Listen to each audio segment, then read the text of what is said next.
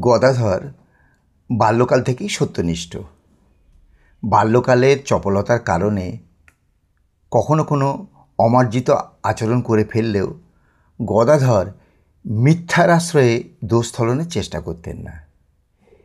তিনি বিধি নিষেধের কোনো তোয়াক্কা করতেন না, কিন্তু হৃদয়ে স্পর্শ করে এমনভাবে বুঝিয়ে বলতে পারলে তিনি তা মেনে নিতেন, নইলে তার উল্টো আচরণ করে বসতেন। কখনো কোনো রকম অনিষ্ট হয় এমন কাজে লিপ্ত হতেন না।